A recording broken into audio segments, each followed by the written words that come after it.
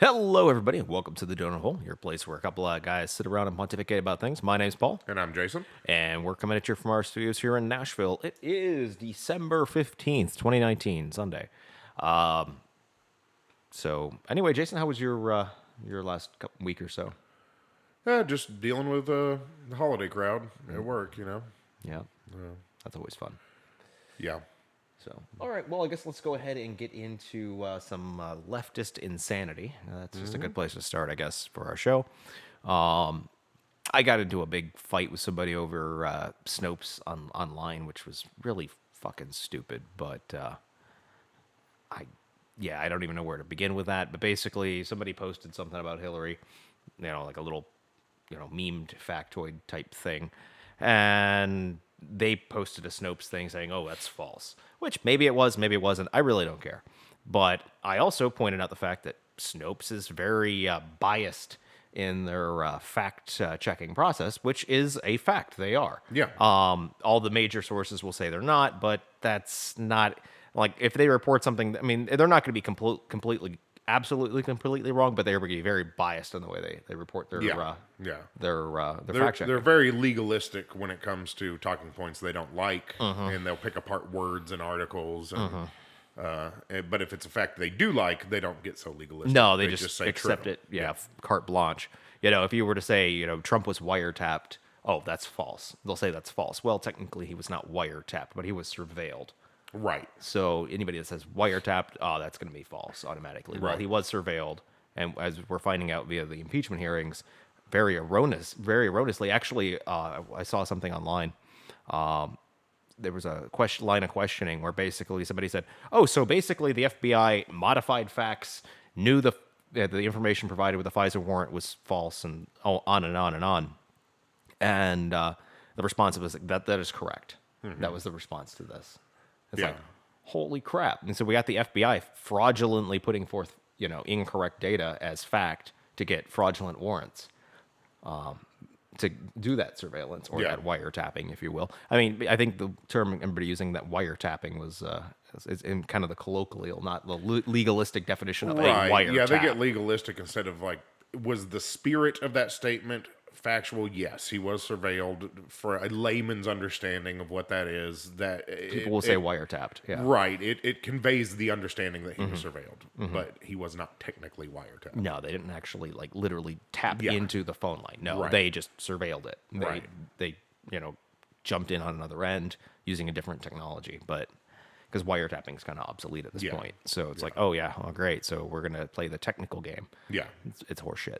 yeah, yeah. I think you had a good example of Snopes. Yeah, I saw an article that was fact checked by Snopes that had said that Democrats had tried to impeach every elected president since Eisenhower that was Republican, and they said something like somewhat true or somewhat false.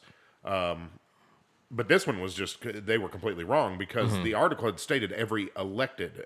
Their whole thing was, well, Ford, they never mentioned impeachment, but he was not elected. He was appointed because of Nixon's resignation. Yeah. So the article actually was factually correct, and Snopes still dinged it somewhat. They didn't say it was completely false, but they kind of dinged it. They saying, tried to discount it yeah, as they much tried as to- possible. as much as they could get away with. Yeah, Yeah.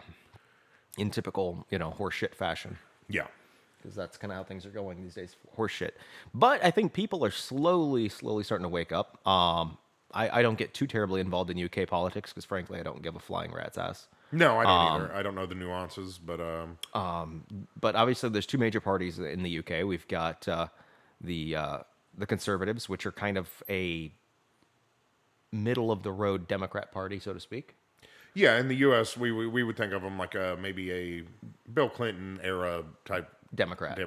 Yeah, That's their Conservative Party. Yeah. And then you have their Labor Party, which is like today's Democrats. yeah, And maybe even a little further. Jeremy believe it or not. Corbyn's Labor Party. He is basically a communist. I mean, the things coming out of his mouth, and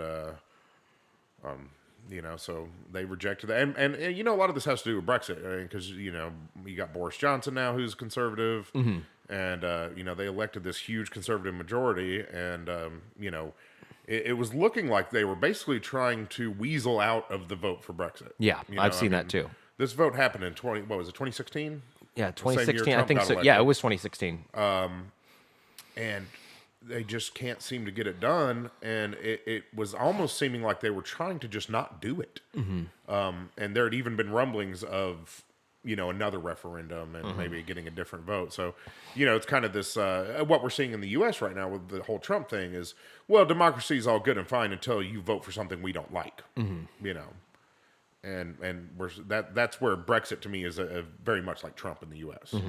Is people voted for this and the establishment refuses to accept that. Yeah. But we saw in Britain that had a big backlash. Yeah, it did. They had the large. You said, I think it was the largest conservative majority since Thatcher. So that's pretty impressive. Now that said, I actually was talking with somebody that I knew from the UK, and he actually made a valid point against Brexit, and it was more for the economic end. Yeah. Because once Brexit's completed, there is officially no trade treaties with the UK for any country. Right. Because all that stuff would have lapsed. It was all part of the Brexit or all part of the EU deal. England's part of the EU, so that any kind of trade deal was already set up. So now basically they have to go in and establish trade relations with basically everybody. Yeah. Which is a royal pain in the ass. I mean, I get it from that standpoint. I'm with you. Like I'm not English. I don't. The only reason I do like Brexit is simply because I don't like this creeping growth of government around the world. It's not good for people. Yeah, I agree with that. I don't like these giant bureaucracies growing bigger and bigger and bigger. But I'm not English, but the English people made their decision. Yeah, they did. But I am, hey, if they made the decision, I want to see it happen because I don't like to see people disenfranchised. Oh, it was the same thing in Crimea. Everybody gets all butthurt because the Russians came in, but there was a referendum in Crimea where it was like 96, 92%, something like that. The people, most of which are ethnically Russian, said, yeah, we'd rather be with the Russians. We kind of don't like being with the Ukrainians. Right. And that's why the Crimea was annexed. I mean, it was traditionally a Russian land prior to Stalin anyway. Yeah. It was part of Russia at that point, before then. It was only during the Stalin administration in the 30s, I think, late 30s. That it was moved over to the Ukrainian Soviet Republic, which was part of the Soviet Union. So it was all the same thing. It didn't really matter who technically, administered it at that point because it was all the Soviet Union. Right. And people from all over were moved all over. So it didn't really matter. But once, obviously, 91, 92 happened, Soviet Union dissolved, it matters. So all these people, ethnically Russian, it's basically always was a Russian territory. And now it's under the administration of the Ukraine. People weren't really too thrilled about it. Now, that said, on some of the border regions, I understand that maybe it wasn't quite necessarily the case. But with Crimea, it was. Yeah. So. Yeah, and it's just once again, it's don't disenfranchise people, and in the U.S. you hear the arguments of, well, Trump wasn't elected by the majority of people, and I'm like, whatever, that's the system we have. Yeah, that's what the founding fathers put in. You look at England's politics; it's goofy. Like, I don't understand exactly how all this works. They call for general elections; they don't have them scheduled, and they can call for one, and it's very strange. It's a parliamentary system. Parliamentary systems are always a little odd. And so, every country has their quirks and their eccentricities. Yeah, of their and system. ours happens to be the Electoral College. But I think the Electoral College is kind of the best balance in place. Because otherwise, what you end up with a direct democracy, A, it's mob rule, and B, you end up having people in city centers basically dictating to the rest of the country. And there's a lot of people that don't live in the city centers, whether it's suburbia that they live in or whether it's a rural area. It ends up getting to a point, because like on a state level it works because there's just enough balance of power and what have you, to where the rural communities and suburban communities don't get trampled on by the urban, the centers. But so on the state level, it works out. There's usually just enough balance of equal proportion where everybody gets an equal say in government and everything works out fine. But when you take that to the national scale, there's just slightly, and you saw with the way the election worked, Hillary didn't win the popular vote by that much. But it was just enough to be able to push the table over. And if you look at all these popular votes, it's because of the massive population in California. It's pretty much what it boils down to. You can throw New York in there as well.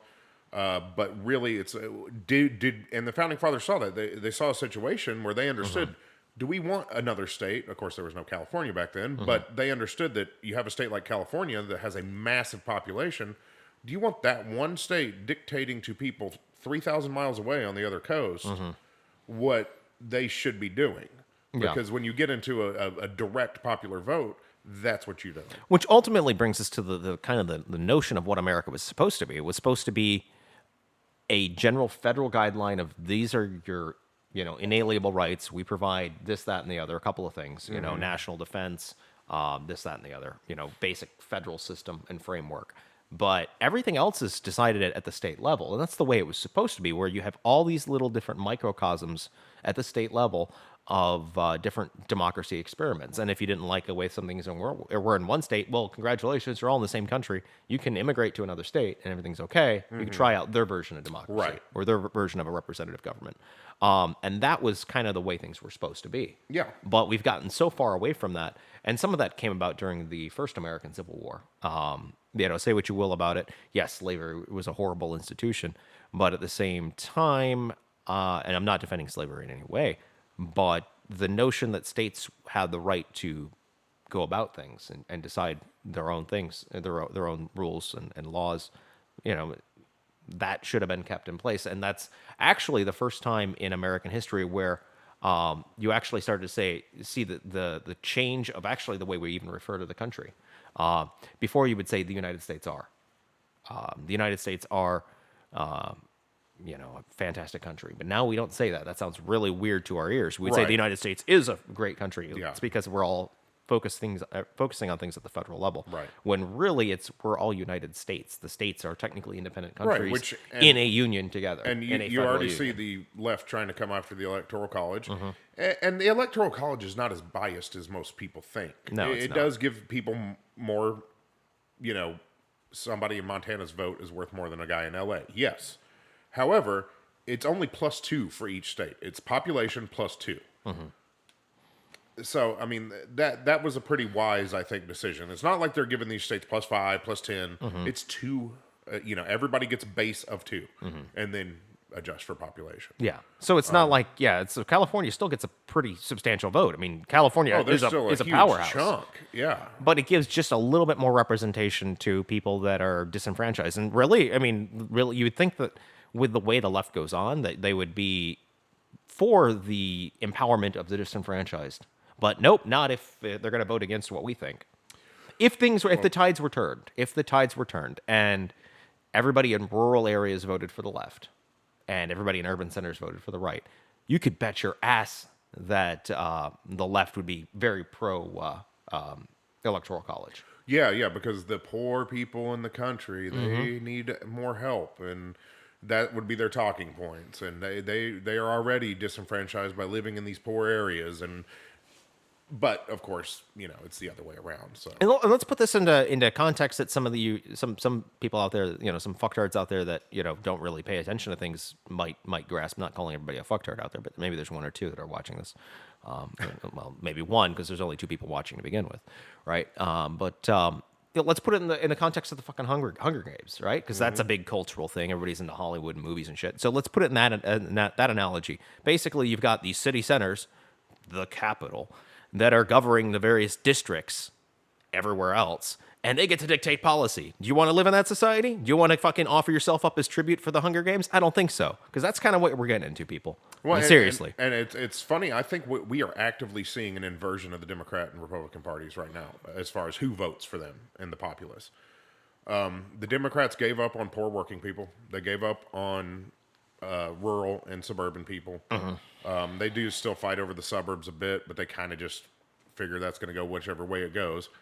But rural poor folks, they gave up on them completely. And I remember in the 90s, that used to be a big talking point.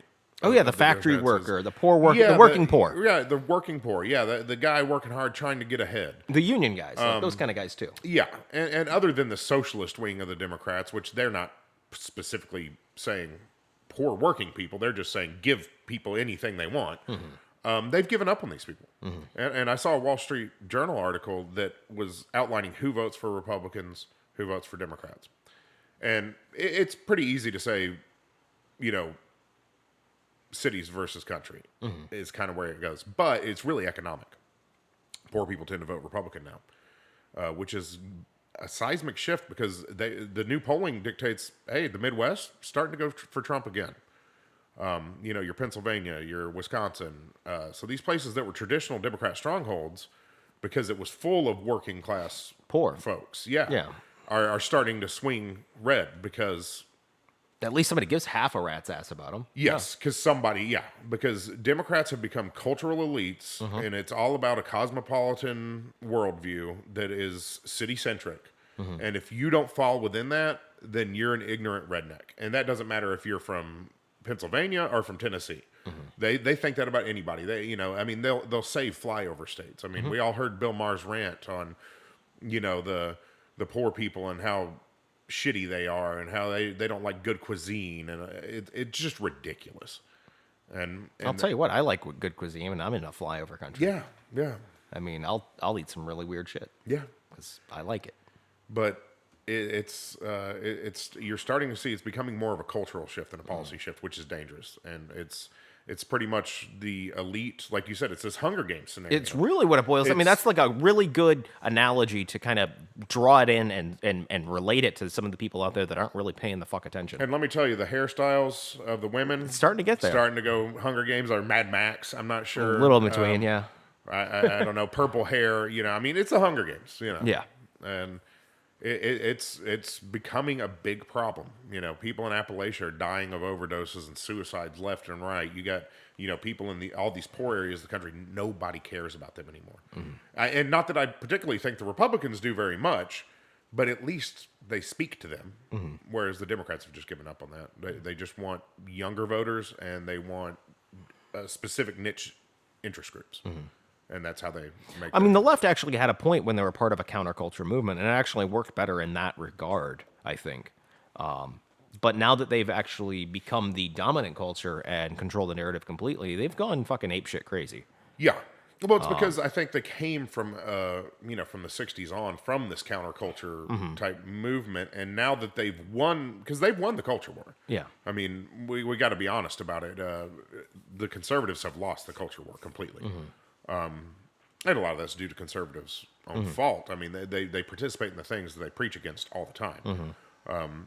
But now that they've won the culture war, they still behave like they're in some kind of battle for the culture. Well, you've won the culture war.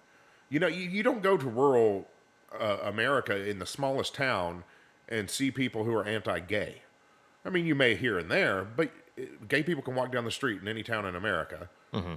I spend enough time when I'm doing my camping and fishing adventures in these tiny towns, nobody's going to, be bigoted towards a black person, a gay person. But they act like that's still a thing, and it's not. No.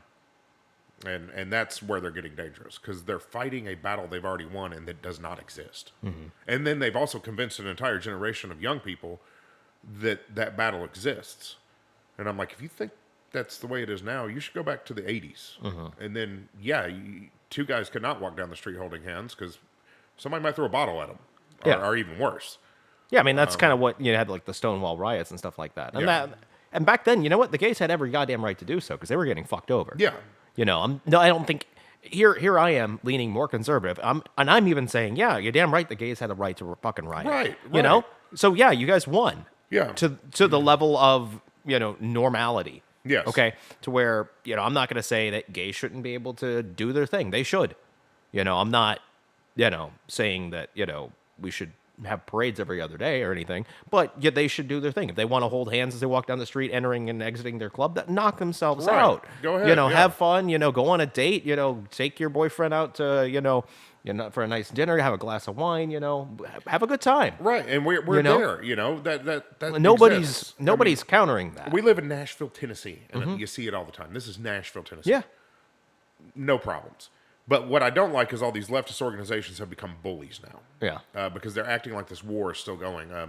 The gay lobby is a huge bully. Like these cake shops.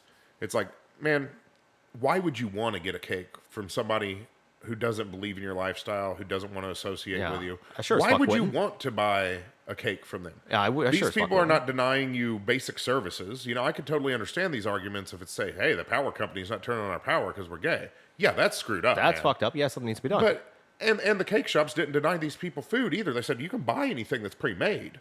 I'm just not going to use my artistic ability to make something for you. But you can buy cake right here. I'll make you a plain cake. You take it, decorate it how you want. I'm just not going to put anything about your gay marriage on the cake. It's just bullying these people. Yeah, and then at the same time, if I were to get let's just say the tides would turn, right? Gay was the norm, straight were the weirdos, right? And if I went into a shop and I was going to get married and I was going to have, and someone's like, oh, sorry, we don't really want to make you and let's say I went into a very gay area of town and they're like, sorry, we don't do straight people cakes. I'm like, okay, cool. Yeah. Thanks for letting me know. Have a good day. You know what? I don't want their fucking, gay cake. Yeah. I don't Yeah. want, I don't want to be part of it. If they're going to discriminate against me, fuck them. Well, and it's just like my litmus test for all of this bigotry stuff. If reverse it and see if it still sounds sane, then it's bigotry. But if it doesn't sound sane when it's reversed, it's not bigotry. Say it's like you said, a gay cake shop, and some guy goes, "Hey, I want you to put some stuff about Jesus and a cross on there," and they say, "No, we don't believe in that religion because it's anti-gay. We're not going to do that." That's perfectly reasonable. I mean, I understand why you wouldn't want to do that. Christians have a history of Being kind of anti-gay. oppressing gays. Yeah. So I would understand, like, hey, yeah, man, you shouldn't have to do that. And that's my litmus test for all this bigotry stuff. If you just reverse it and it sounds ridiculous, then it's ridiculous. Because I guarantee, if the market will sort this stuff out, right? So at the end of the day, if you have, a lot of gay people wanting to get married, guess what? I'll tell you what, if given the circumstances, and I knew there was going to be a huge population of gay people who couldn't find a cake, I'm going to open a gay bakery. Oh, Bet man. your ass I am. If It'll be fabulous. If it was Like, that big of an fabulously. industry, I would open up big gay cake shop. Yeah, that's what I'd call it too. Yes, I would too, because you'd get all kinds I'd change my name to Al and be called Big Gay Al's Cake Shop. Yeah. You yeah. know. Because that's what a smart businessman would do. It's like, oh, come here, honey. What do you want on your cake? It's going to be fabulous. I tell you what. Like, seriously, I would fucking do it because there'd be fucking money in it. So I'll tell you what, gays don't have kids. They got more disposable income. Fuck yeah, let's do this. Yeah.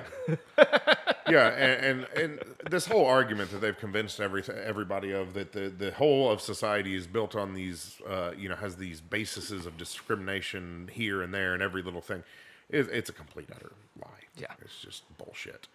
If you're in 1850, you could probably say that. But Well, 1950 even. 1950 even. But in today's world, I really don't think you can say that. No. So, it's a crazy leftist world. Yeah, well, it's the insanity of it all. Well, it also just goes to show you that none of this is about equality. None of it is about people living in peace and harmony with each other. Which would be nice. Yeah, it's just about winning. It's about I'm right, you're wrong. That's I'm all right, it's you're about. wrong. Your side may have oppressed mine 50 years ago, so now my turn to oppress you. Yeah. That's really all it is. Because we have more prosperity in this country and more equality in this country than the world has ever seen in any civilization ever. Western society has the most money and equality, and yet we have a whole generation of kids that think it's just the worst. And I'm like, well, move to Saudi Arabia. You want to see, systematic oppression of people? Move to Saudi Arabia. I lived there for 14 years. You can see it there. Yeah. So that's why I don't buy this argument of it's hidden. Oh, really? Yeah, it's hidden. And as you know, you've traveled around the world. You see it when it exists. It's not. You can't hide that kind of oppression. Yeah. But, God forbid. So, but because of the leftist insanity, this is why Trump will once again win election despite the impeachment, dog and pony show. He's going to win election again. And there was a comedian, I can't remember who it was, British comedian, I believe, who basically, right when Trump got elected, basically blamed the left. Like, look, guys, you guys are a bunch of fucktards. All your bullshit. Like, he basically called it out just like we have. And he's like, you want to know why Trump's elected? You guys are. Look in the mirror because all your bullshit. And he was, apparently they didn't learn a lesson from that. Yeah. They're going to do it again. Yeah. And again. Well, it's like we discussed on the show when we were talking about all these abortion things happening. These abortion restrictions in these southern states would have never happened if they didn't loosen them in the northern states and cause people to react. Yeah. And that's what's happening with Trump. Trump is not winning because people love Trump. Yeah, I don't like him. He's a I don't douche like- canoe. yeah, He's a big yeah, I orange mean, Cheeto. He's a bombastic As a fuck. person, I don't think you could probably find very many people that say, I like him as a person. He's a bombastic tool. But when you get this binary choice and people are choosing Trump, that shows you how bad you are. Yeah. Is that should make you look in the mirror and go, oh, this guy's beating us? We got problems. But they don't. They just keep pushing it further and further and further. And it's not going to work out for them. Yeah. And anybody that's on the left that is remotely reasonable, they sideline as quick as possible, like Tulsi Gabbard. Yeah. She, aside from her gun policy, which is a big voting area for me, I mean, that's like 51%. So, Yeah, I would never vote for Tulsi Gabbard because of her gun policy. But other than that, I think she actually thinks outside the box. she's somewhat reasonable. She's a reasonable human being. She uses her own, thought processes to analyze something rather than just, like you see these guys, they just parrot CNN headlines. I like her. It's just the Second Amendment. Yeah, if she would work on that a little bit, we'd be on. I'd be on point with that. Yeah. And she's a Democrat, Yeah, right? and But she's a nope, Democrat. the Democrat Party's like, let's sideline the hell out of that. Yeah. Instead, we're So- going to put up empty-headed AOC, who is, just a doofus of a human being. Why wouldn't you have, Tulsi Gabbard's a veteran, very smart, capable person. A doctor at that, Yeah, I believe. she's a doctor. She's attractive. You'd think that would be a person that you would want in the public light.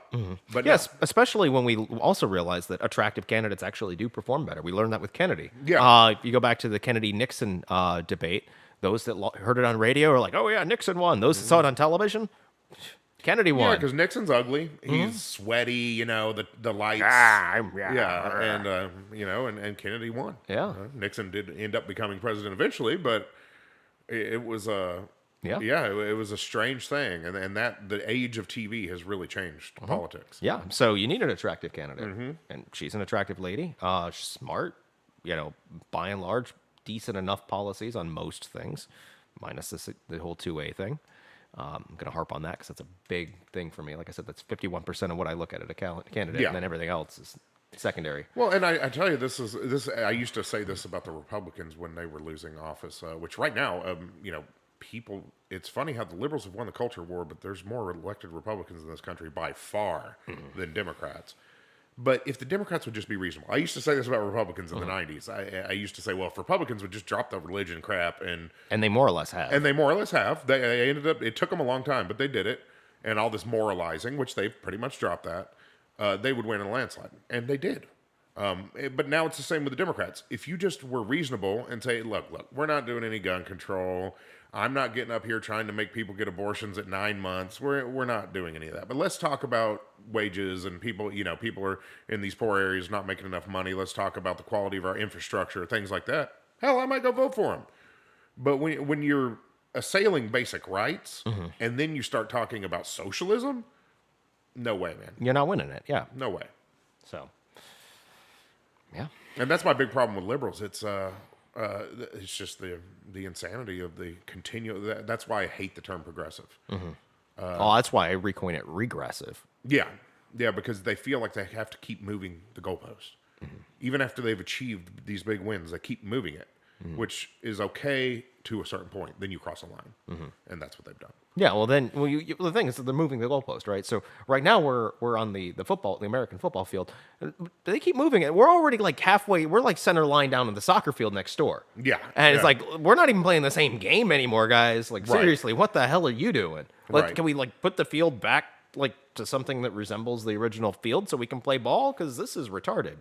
Yeah, and all these, and I don't understand these people that live in cities that vote Democrat, because I encounter these people every day because they think that Democrats represent their social values, which they do, but when it comes to basic issues of economies and things like that, they don't really agree with Democrats. No. And yeah, they think it's great that, people should get free stuff, but they also don't understand that, like, you're going to pay for it. Yeah. And they say, oh, no, they're just going to tax billionaires. Until that money runs out, until it's not enough. And then it's you're going to have the millionaires. next candidate, it's millionaires. then Then the next candidate, it's, Six anybody figures. making over 60, yeah. And then all of a sudden, it's people making $50,000 a year, half their income's gone. Yep. And then they're going to say, well, yeah, we're taking half your income, but you get free everything. So, all that rest of that money, you could just play with that because we're giving you everything for taking half your money. But again, and that also goes into the futurism notion of what I think we're moving towards, which is going to be an ownerless society. I mean, you go downtown Nashville, most people don't own their most people, there are condos, but the vast majority of people living downtown, they live in apartments. They Yeah. don't own it. Yeah. So they have no ownership of that. Most of them don't have a vehicle, and if they do, it's like a little pissant car or usually like a little moped. So you've got that maybe, but most of them are Ubering around, so no vehicle. They still have the clothes on their back, I guess. That's kind of okay. Yeah. Like they own that TV for now. And their Oh Apple wait, maybe they devices, don't. Maybe they yeah. don't. That's through Rent-A-Center. Sorry, I forgot. Yeah. So that TV and couch and sofa set, they don't own that either. We're getting to a point where there's gonna be no ownership, so nobody's gonna give a fuck. I know, and that's a terrible thing for society because it does. Well, companies talk about this all the time. Ownership of your job. Like because that makes you care. It makes you pay attention. Makes you take care of something. When you don't own it and it's just a monthly fee, well, who gives a shit? Well, I mean, that's kind of one of the Don't reasons. change the oil in the car. It's not mine anyway. Right? Exactly. And that's one of the reasons I don't use the newest version of Photoshop. As a matter of fact, I'm technically breaching the user license agreement, the new one, although the old one, because I'm using like an ancient version of Photoshop, Yeah. Photoshop 7 or 8 or some shit. But yeah, basically, with new Photoshop, you actually have to pay a monthly fee to continue the license on it. Oh, there's so many things that I refuse to pay for that they would get my money if it wasn't a monthly fee. Yeah. For example, like well, it's a moot point now because of all the telemarketers, but I used to look up phone numbers of people that called me because of being in the business that I'm in with the rentals and, to check on them and, oh, that could be one of my renters. Well, instead of just paying, say, 99 cents to look up a cell phone number and see the name, which is what it used to be. Yeah. Now they want you to pay a monthly. And guess what? If you pay for the whole year, well, maybe it's $25 a year. But if you pay by month, it's $5 a month. But either way, it's a subscription. It's not just, hey, I want to look up 5 phone numbers. It costs $5. That I can live with. I don't do the subscription thing. Yeah. It's, for something like Netflix, obviously it makes sense. Because that's the only way you can do it. Yeah, because Blockbuster's not an option anymore. Yeah. Well, actually, that's not entirely true because you can go into whatever service you want, even if you just download an app like Hulu or whatever. I think Hulu you can do it. I think you can do it on Amazon Prime as well. But you could technically rent, and we've done it once or twice. Rent the movie for $2.99 or whatever. Yeah. You can do that, like one-time rental. It's good for like 36 hours or whatever. But yeah, aside from that, like there's really not many options for I want to watch this movie, and sometimes that movie's not available on the other service. Right. So you're kind of fucked. But I think it's going to spiral out of control. And you're already starting to see it spiral out of control. CBS, and the reason I pick on CBS is because I'm a Star Trek fan and they own the rights to Star Trek. Well, they decided they're going to put their new Star Trek series on their pay-for streaming service. Well, the rest of the world gets it for free on Netflix. Not in the U.S., though. I mean, I guess I could get a VPN and, do it that way. Yeah, maybe you should. I have a VPN. But I'm not interested in the new series or Discovery. I would like to watch Picard, though. Today's episode is brought to you by NordVPN. No, I'm just kidding. Like that's the one that's sponsoring all the YouTube things these days. They're on every podcast. Yeah. But it's just a shameless money grab. And, this Disney thing, it's like, I won't give Disney a dime. Just because of their business practices. It actually, a lot of people. It's funny how people look at you too when you say that. About a big company. Like I won't give Walmart a dime because of the Second Amendment thing. If I was forced to, obviously, if I need something and I'm in the middle of nowhere and it's the only store, I'm going to be forced to. Yeah. But I do not shop there because of their gun policies. And it's kind of the same with Disney. It's I don't give them my money because of their business practices. The way they treat theaters is awful. They take 100% of the profits. They don't give the theater is only making concessions. Other movie studios, Sony, what have you, they give them a small percentage. Maybe 5%, 2% of the ticket sales.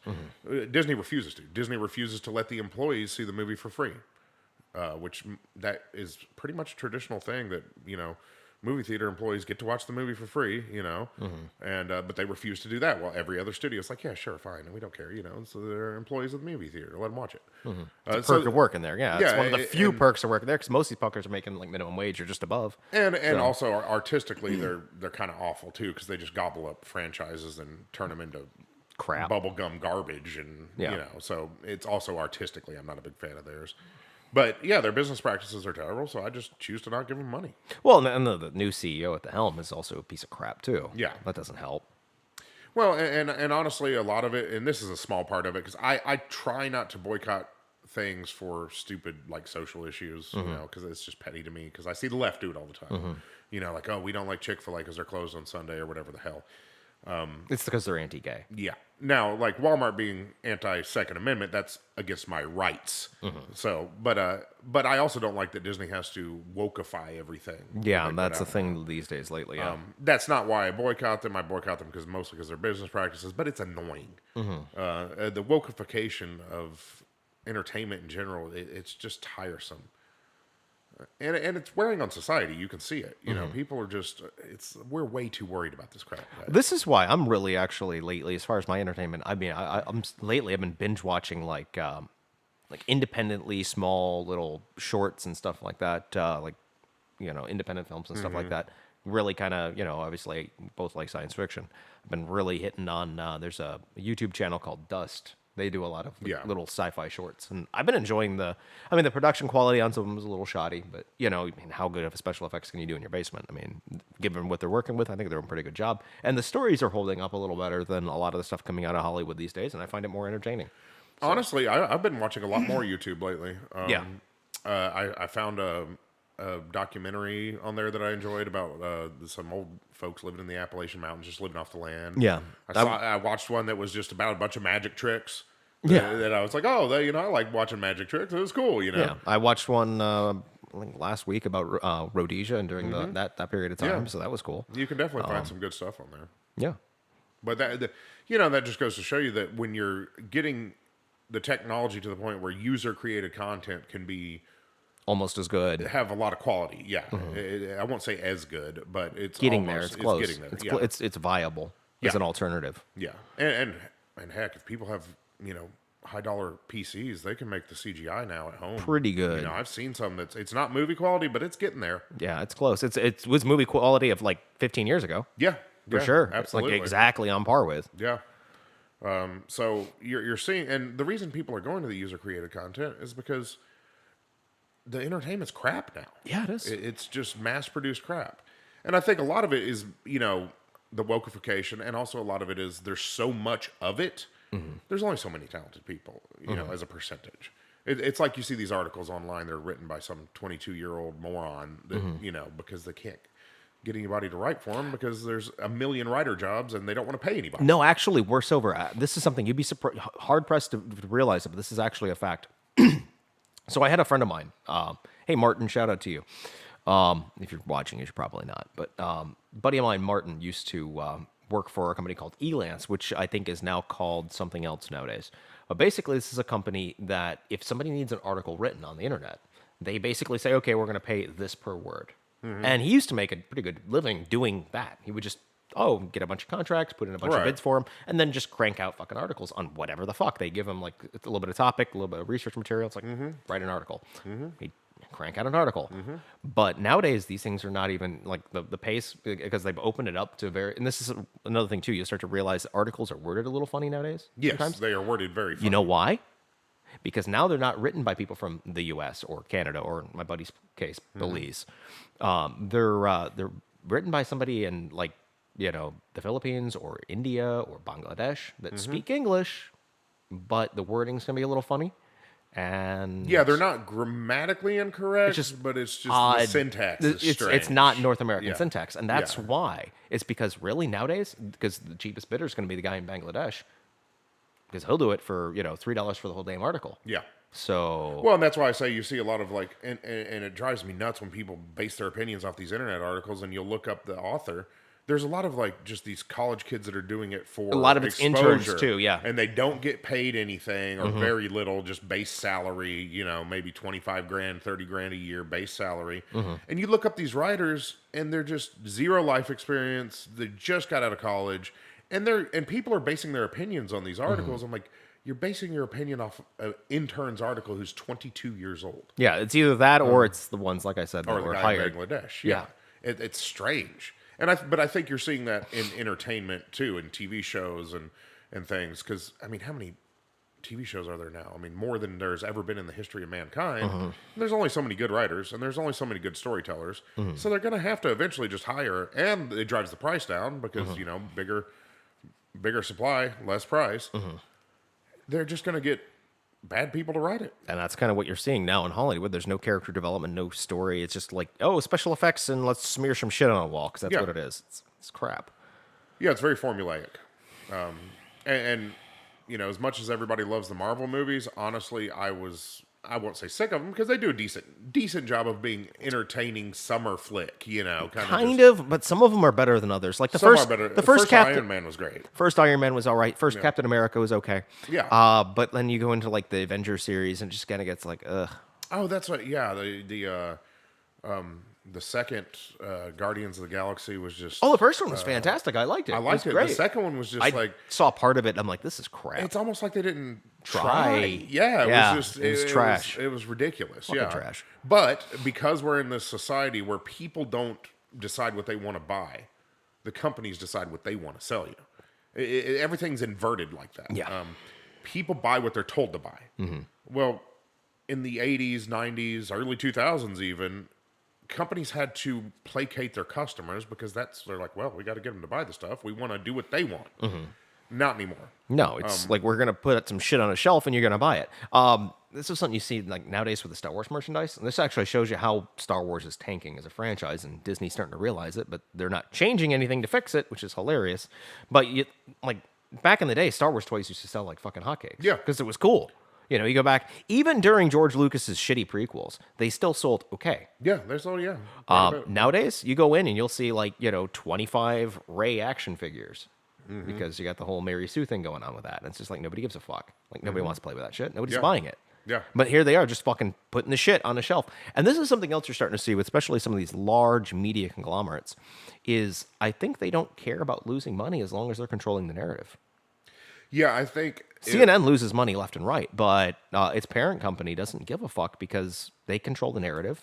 well, and also everything we have these corporations that own so much other stuff that nobody understands how all this is tied together. Yeah.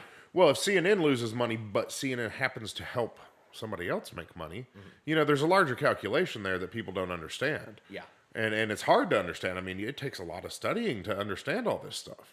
Yeah, that's the other thing too is just trying to. I mean, I'm not by any stretch an expert, but I'm just starting to kind of get the grasp of what's going on. You have to almost be a fucking scholar and dedicate your life to studying the bullshit Yeah. to just be able to kind of crack the surface. And they understand if they can control the media, even though that media company may lose money, well, it may help their other companies. Well, it helps the narrative overall. It Yeah. helps push the social agenda. Yeah, and really, we've seen this strange marriage of the left and corporations. Yeah, it's bizarre. This is like everything you thought the right was going to do back in the 80s. Yes, yeah, This is exactly. everything that the Orwellians type, 1984 things warned about us, about the evil right. But no, it's the left that's fucking doing it. I know, And it's fucking creepy. And it's become way worse than the right ever was. Because I remember all these accusations against the right and Republicans of, well, they're in bed with the big corporations, and the big corporations are trying to rule your life. And The military-industrial complex, Yeah. which, there's a thing to the military-industrial And- complex, and- but now that the ABC agencies have all been infiltrated by the left, guess who controls the military-industrial complex? The Right. fucking left does. Right. It's insane. and they had a point in the 80s. They had a point. Yes. Yeah, it was kind of teetering a little but bit. it was nowhere near what it is No. now. Yeah, corporations didn't get on TV and basically push the Republicans' social agenda. No, They it just wasn't a wanted to thing. sell their product. Yeah. Now, corporations will push the leftist agenda even at the Loss. at the damages that it does. It's insane. Yeah. I never thought I'd see it happen. It's getting really fucking weird, and I'm getting to the point where I'm starting to become uncomfortable. Yes, it's making me very uncomfortable because now we're in a situation where billion-dollar corporations that have more power than small nations. Apple has more power than most nations in the world. Yeah. Because people don't realize you get outside of Western civilization and a few other countries here and there, most countries don't have a lot of money. They don't Well, have a lot of power. Let's look at a big company, PepsiCo, which is actually owned by somebody else now. But I think it was in the late 80s. Late 80s, PepsiCo had the 6th largest navy in the world.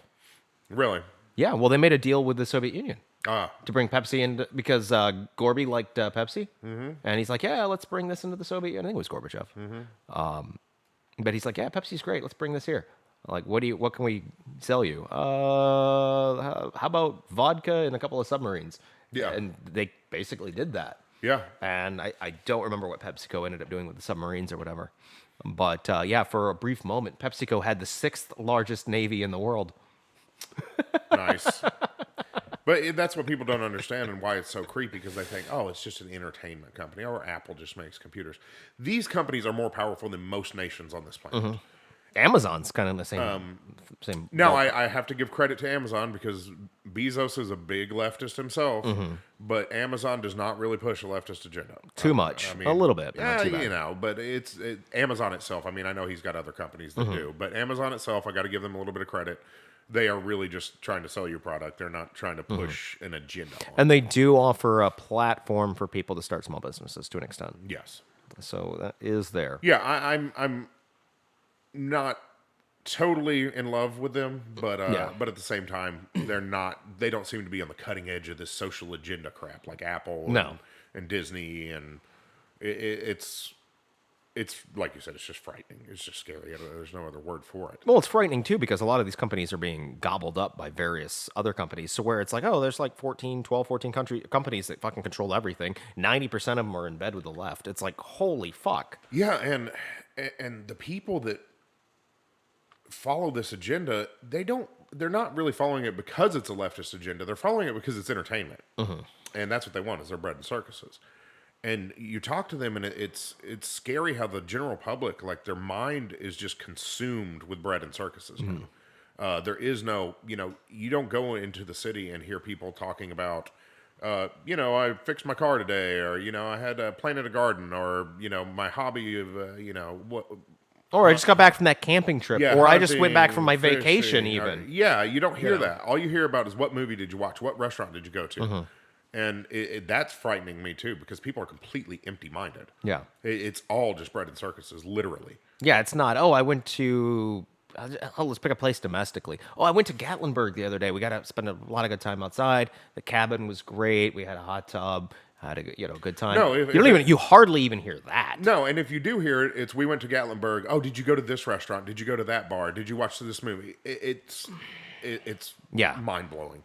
It's mind-blowing how little people actually do anymore. And that's also scary to me because they're incapable of doing anything because they've never done anything with their hands.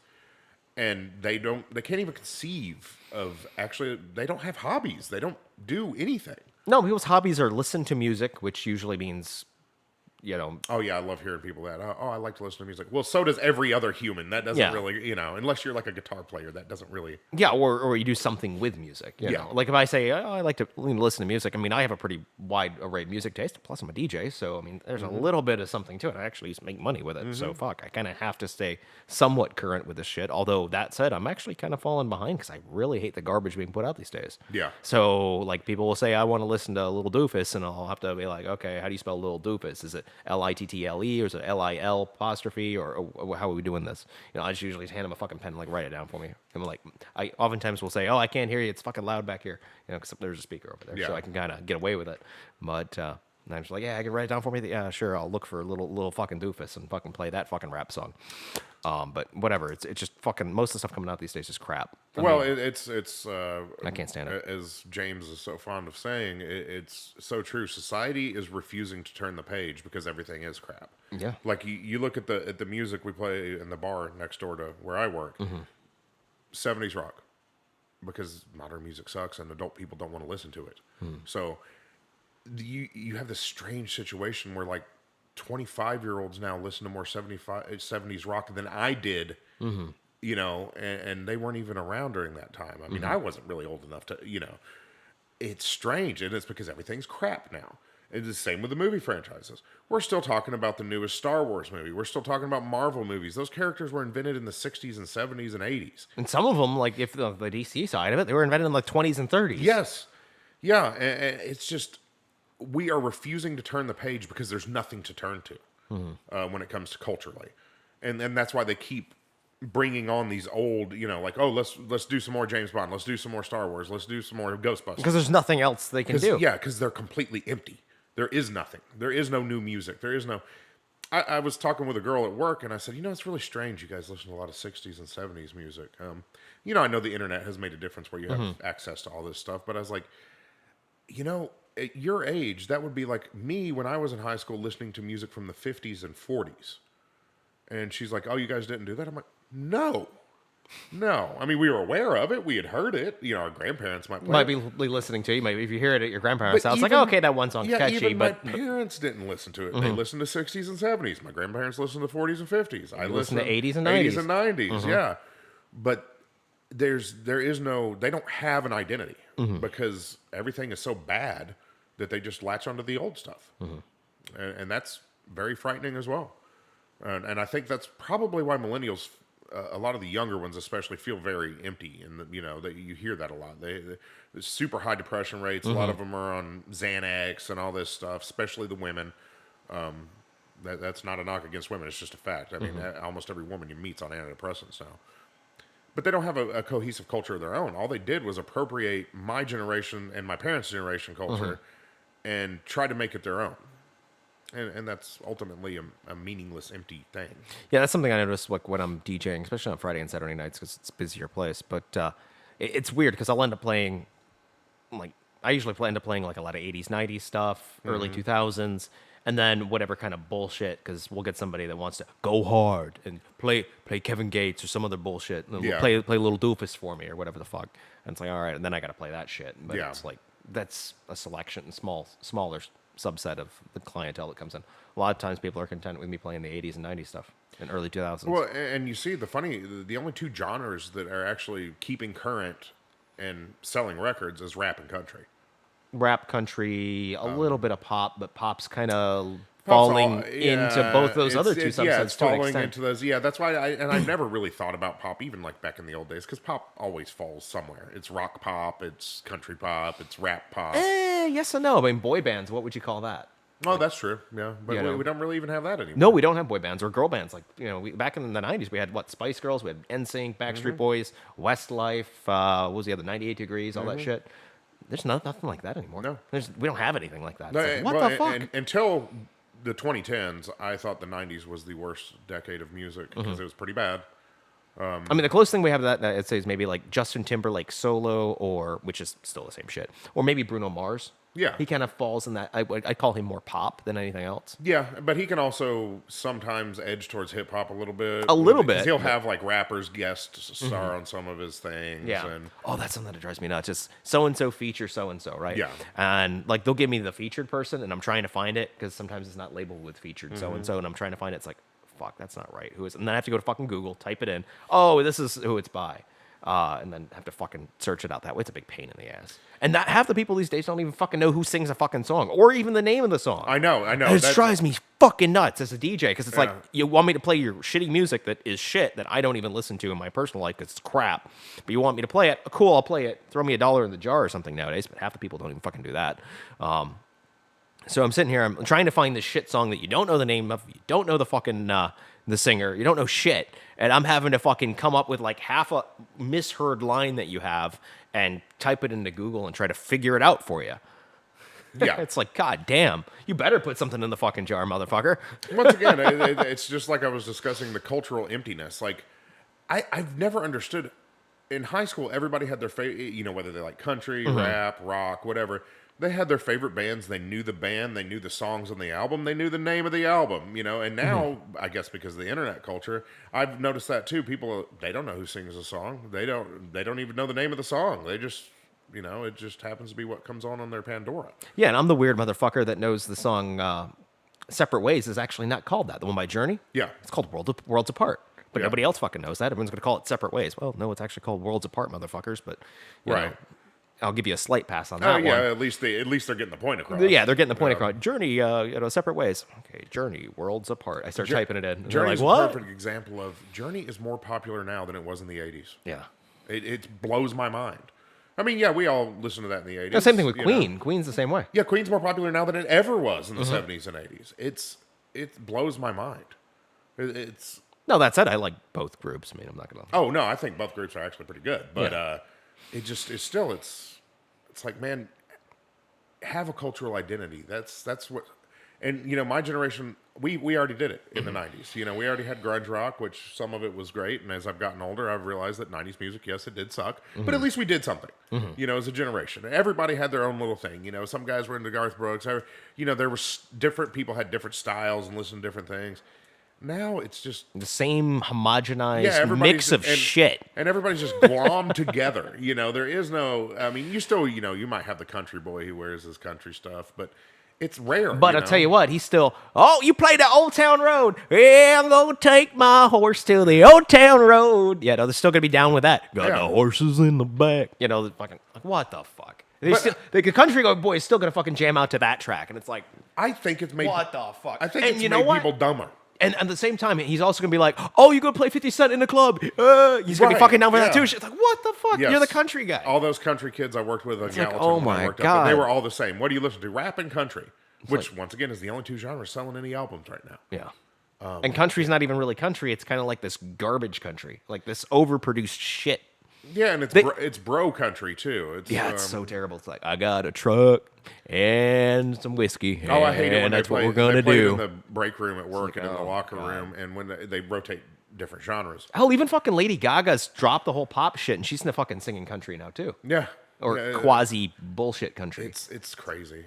But they play it at work, and I noticed like all the country now, it's just about partying. Just like it's kind of like rap. It's just on a different flavor. Yeah, like it's it's just about getting drunk and partying. You know, it's just Yeah, it's instead of- just it's- in a field instead of at the club. Yeah, exactly. Instead of Colt 45 and 2 zigzags, we're fucking, drinking fucking Tennessee whiskey. Yeah. It's the same shit. Instead of being at the club, you're down by the fucking river. Yeah, What the fuck? every song is the same shit. about booze. Yeah. It's Booze or fucked up relationships. yeah, But it's that's it's really so all. unoriginal. It's so unoriginal.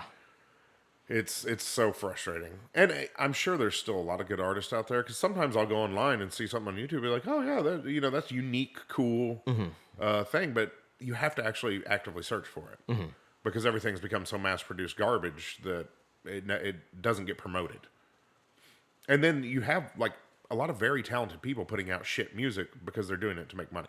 Like Lady Gaga's extremely talented. Oh yeah, but she's putting out shit because hey, it's what sells. Yeah. I've seen her in more classical roles, and she's a fucking phenomenal artist. She's a phenomenal singer, very fucking talented. Yeah. When I first heard her shit, I didn't think so. No, but if you actually see it, like she plays piano, she plays guitar, she can sing very, very well. She actually writes her own music. It's But like holy even, fuck. Even her first album, Pop, was pop, pop, poker face, pop, pop, poker face. was better than now. Yeah, yeah. And that was just pop garbage, dance club pop garbage. And it's gotten worse. And that's a very talented person. But I mean, and I'm not blaming her, obviously. Make money, yeah, I'll go for it. If I whatever. could make that kind of money, I would do it as well. But that's just what they're promoting. Because once again, we're getting to where people will buy anything. Yeah. And the new music model where there is no really buying it, it's become a strange thing. Yeah. Yeah, it is. You Well, know- we've really gone off on a tangent, haven't we? Yeah, Holy well, fuck. it happens. But, yeah, you're right. It is absolute shit. I mean, that's why you're not going to see. I mean, I'm an album guy. I love like really good albums, and that's gone. That's dead. You're not going to see any more like Dark Side of the Moon or just these albums that are iconic. Well, nobody buys albums anymore. Yeah. It's singles. Everything's fucking singles. Yeah, and that even kind of started when I was high school in the '90s. Like most of the kids, if they weren't particularly into music and just listened to it casually, it's just whatever's on the radio. Yeah, so it'd be like the top 3, 4, 5 songs by the artist, and that's it. Which, I mean, I guess that's been going on forever. But the people who were actually into music bought albums. And it even happened like on the rap side, like Dr. Dre's The Chronic. I mean, just these iconic albums that came out and just sold millions of copies and everybody bought them. That's dead. That's gone. You're never going to see that again. And and it's funny too, with some of those artists, they had like 1 or 2 tracks that they thought were going to be the big ones, and then it ended up being like the weird tracks on it that they were like, that's the popular one? Oh, Yeah. fuck. Yeah, and there's a lot of fantastic albums that are by relatively crappy bands. And that was cool too, because like Pearl Jam 10. I used to be a huge Pearl Jam fan until their second album came out. And then I was like, oh God, what happened? They became some weird folky, I don't know. But that's in nowadays, Yeah. Because you have, what's that fucking name? Who are those fucks? Who are they called? They have like, that's kind of a thing nowadays, though.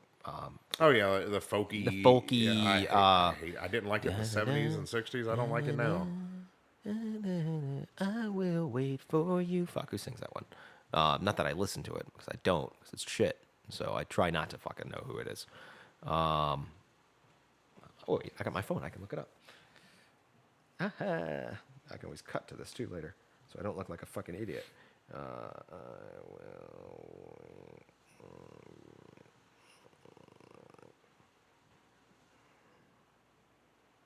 Mumford and Sons. There we go. Yeah, That's what I yeah. was thinking of. Yeah. Yeah. See, that's what I have to do is I have to think of a line of the song and then fucking type the shit in. That's what I end up having to do at fucking work half the time because people don't know what the fuck they want to request. So Yeah, it's and I don't listen to the shit, so I don't fucking know it either. well, and what's strange is it used to be okay. There was one classic rock station, in Nashville, 105.9, which is still classic rock. But 102.9 used to be the current rock. Well, that stopped about 15 years ago. Now it's basically classic alternative because there is no New current rock. Yeah, And very then little. You go to like top 40, it's basically just club music. It's not. It's strange. They put on top 40 at work the other day, and I was like, "This is bizarre." Because top 40 used to have a mix of, you might have some, solo female artists that are very popular. Like Jewel. Yeah, something like that, or Celine Sixpence Dion, on the red chair, and yeah. but then you'd also have like maybe a rock band in there, and you'd maybe have a rapper in there. You'd have a bit of rapper in everything. there, and then you'd have like NSYNC in there, and some Yeah, other various shit. and Yeah, it'd be just a kind little of bit of everything. Yeah, okay, here we are. But now it's all just club music. It's all the same genre. It's bizarre, and I'm like, how is this the top 40? Because I don't know anybody I don't even that fucking listens either. to any of this. Yeah. Well, you do if you're in the club. Yeah, but it's just it's manufactured. It's gotten to where once again the customer's not dictating it. It's the company just saying this is what we're playing. It's what top 40 is. It's really just a bad place to be. And I think people have not woken up to the fact that we're in this scary dystopian future already where everything is dictated to you. I sent you. Pretty sure I sent you something. It was either via Facebook or Messenger. You need to check out It was actually one of those sci-fi shorts. Oh yeah, you did send that to me. I don't know if it was on Facebook or if it was. Oh, that's not it. It must have been via text message. Check. It was a little while ago, I think. Yeah, I got it on. It's in a text feed, I think. Okay, yeah. Make sure you watch that because actually that one was really good because it actually went into like this weird dystopian world where basically people are like, oh yeah, you just need to go consume something. Yeah. Like that was part of it, and then like the guy started realizing that it was like also in a one-party state where everybody had to still participate in the elections to elect the one person. Right. It was right. really kind of fucked like up. Kim Jong-un getting elected. Yeah, it was basically the same thing. And then all of a sudden, the primary candidate's like, oh, and we're going to start killing the others. And then all of a sudden, the guy starts freaking out because he's like, what the fuck? And then he turns out he's another. And he gets killed. I just ruined it for you, but like, it's worth. It's probably still worth watching. It's definitely worth watching. It's pretty fucked up, and it's good too. Yeah. It's like, whoa. But that's where we're at, and that's what I find so frustrating because there's a lot of people I know that on the surface they're good people, they're nice people. I have no interest though in socializing with them or being around them because they are just completely empty-headed. Yeah.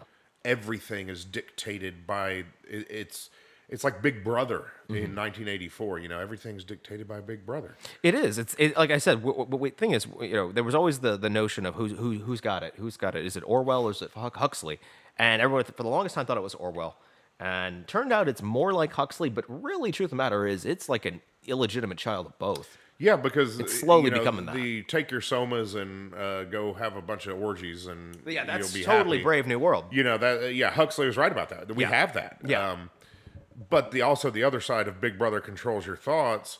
We have that too. It's just not as overt. As 1984. Yeah. It's just more. Oh, listen to what Disney says. Listen to what Apple says. Listen to what Yeah. We're just going to put these agendas in your entertainment and fucking infiltrate it in every facet of your life. And what drives me nuts is people don't even see it when they talk about that stuff. And it's funny because I'll hear even conservative people talk about shows that are very, very like over the top liberal ideas, edging on talking about socialism, kind of wink, wink, nod, nod, and they don't get it because they're so subsumed with that product they can't see even what's in it. Yeah. They're so obsessed with it, and it frightens me. I have no interest in being around empty-headed people. If your information consumption consists only of Netflix and Disney, I have nothing to talk to you about. One of the guys I like to actually talk to at work is he's big into bicycling, and I'm like, I actually and I don't bicycle, I don't own one, but I actually don't mind him talking about his hobby to me because he has something to talk about, you know, and that it's frightening. And most people think, oh, well, that's just what people like. You have to give me an introduction sometime. I should try to convince him to go over to Taiwan and check out some of the bicycle shops over there because Yeah. that's like a big thing over there. Oh, is it? Oh yeah. Yeah. Like high-end bicycles, like titanium frames, all this kind of shit. Oh yeah, this guy's fucking be into it. Is like, I asked him, I was like, how many bikes you own? He's like 9.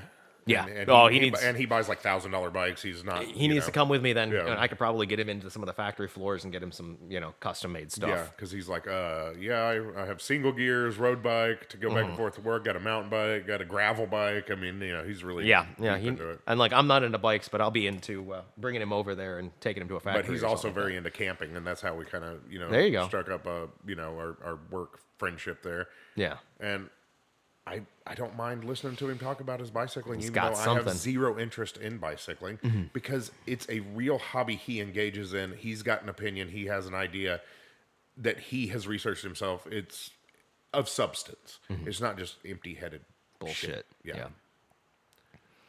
Yep. Yeah, that's my biggest complaint about these people, because some of them are very nice, and some of them are, just genuinely decent people, but they just have nothing. They're just completely empty. They just do whatever the TV tells them to do. And it's just sad. Yeah. And I think it's one of the reasons that I kind of like the expat population because, and that's something I noticed too, is like when I was living abroad is. We're going to have to take a break. I have to use the restroom. All right. Yeah. Well, I guess in that case, we'll take a break. We'll get back to you guys here shortly. I need another coffee fill up anyway. Yeah, I was like, man, I'm going to pee my pants and keep going. Yeah, we're kind of off on a roll today, ain't we?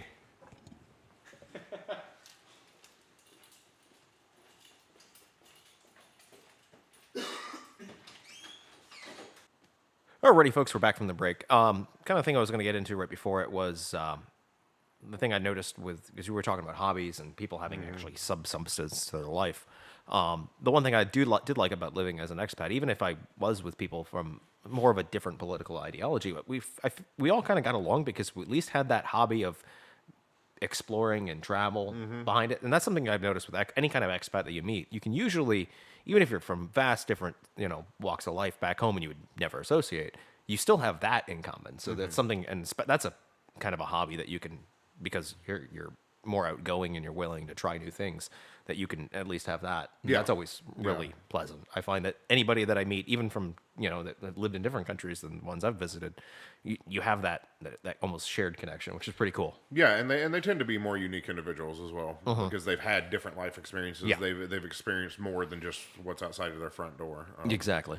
Because you meet a lot of these people in cities. It's you've moved from Cincinnati to Nashville to North Carolina to Texas, To LA to, It's still just all pretty same culture. Yeah. Especially nowadays with modern technology, the U.S. is kind of becoming a monolithic culture. yeah, which is really disappointing because it's the fact that we used to have regional differences and different culture to a certain degree was kind of nice. Yeah. I think it brought more enrichment to the experience. I think. Yeah, but yeah. we're Because, losing well, it. it's the whole melting pot thing. It's like when you melt all the crayons down, it just turns brown. And there is a certain amount to be said for regional cultures, and that we're losing that. Yeah. Because you can get fried chicken in New York City just as good as you can get fried chicken in Nashville, and you can get pizza here. I'm sure somewhere is just as good as New York. New Yorkers will say that's not the case, but it is. Yeah, more or less within margin of error, so to Yeah. speak. Yeah. Oh, I mean, I guarantee you we could go downtown and find some guy from New York that makes New York pizza. I mean, Yeah, that's true. So it's and that's it enriches everybody's life, but also it kind of degrades the regional cultures because it kind of becomes, well, everything's becoming a homogenized version. And that's the biggest problem. Like that right there is the homogenized version of it, right? So, Nashville fried chicken or Nashville hot chicken is kind of a thing. If you actually find a place that's real Nashville fried or hot chicken, unfortunately now KFC has a Nashville fried chicken thing. It's like, oh fuck, Well, guys, and really? Nashville hot chicken wasn't even a thing in Nashville. It was a subculture within the Yeah, South. yeah. it wasn't even mainstream culture in the South. It was, poor black neighborhoods that had this thing, and it was their Thing. culture to do. And it was only maybe like 4 places, 3, 4 places that did it. No, like Hattie B's. Yeah, Richie's Hot and Spicy Yep. Castle, those places. And the only reason I knew about them back then is because I had a friend that used to like to go to Richie's Hot and Spicy Castle. And it was kind of a bad neighborhood, so he'd make me go with him and pick up a to-go order because he just wanted some backup there. But now it's this weird homogenized, Every place is doing it. yeah, It's just and- like, and it's a and they've commercialized shit and version they've of it. overcomplicated it because you know what all these original places just did. It was I actually had an argument with somebody about this at work. It was just cayenne pepper. A fuckload of it, It yeah. was a concentrated cayenne oil that you would toss it in like chicken wings. Yeah. And that's pretty much all it was. They might season the batter a little differently, but that's the More base. or less, yeah. But I've had hot chicken here that's like you can tell it's got like cumin in it and like all these different spice rubs, and I'm like, it's just it's not even a thing. You took something that was a subculture within a city and created this mainstream thing that's not even real. Yeah. And speaking of cultural appropriation, that is cultural appropriation. But hey, that's okay because we're doing it for cool leftist bullshit, seemingly, or the homogenization of everything into like a garbage culture. Yeah. So it's okay. Yeah. We're taking something that was legit and turning it into trash. And So it's okay. I got to say that, black people do have a point when they say a lot of their culture gets appropriated by the rest of the United States and then it becomes a homogenized bullshit version. Because I can see that now. And I would used to argue, oh, whatever, that's not the case. But now that I see it happening to all the cultures, I have to say I was wrong about that. I understand where they're coming from because I get it because it's happened with Southern culture. I mean, I didn't really realize how much Southern culture I had until it started going away. Even though I grew up overseas, my family's Southern. My grandmother had a farm here. Yeah. My roots are in Tennessee, and now that I see it disappearing, it's very strange to me. Because it's little things, but it's a lot of them added up. Yeah. And it's just become a homogenized Disneyland of Southern culture. It's not actual Southern culture. I mean, for example, we were talking about eating squirrel. I don't think I've met a single Southern person in the city that's ever eaten squirrel, period. Yeah. However, that being said, my friend Helen, who lives in Gallatin her whole life, she's eaten plenty of squirrel, and she's only about 25 years old. So there's still some of it, but it's not as widespread as it used to be. Yeah, and that's something we mentioned. I think segue back into the top of that, and then work our way back down. Kind of with the holidays. So obviously the holidays are approaching. It's the 15th of December. I think this is going to be the last show before Christmas. So all you guys out there, Merry Christmas, Happy Holidays, Hanukkah and all that stuff to you guys. New Year, Happy New Year and all that stuff. So, but you mentioned you had stopped by Vanderbilt Hospital and they had a children's toy drive. Oh, no, it was at work. Was it at work? They had Okay. They're partnering with our restaurant and several others to try to get this toy drive going on. But the one thing that struck me as odd was the flyer specifically said no religious items. Well, it said no religious items and no weapons, but I think the no weapons is, that's pretty obvious. You shouldn't, You shouldn't really have to say that for children, but, well, maybe that was like just a kind of a code for like no toy guns or anything. Even. Oh, they did say that, yeah. No toy guns. That was also part of it. It was no weapons, real or toy. So that'd be like no squirt guns even? Yeah, no, like a little fake plastic knife. No Nerf guns? Yeah. Wow, that's kind of shitty. Yeah.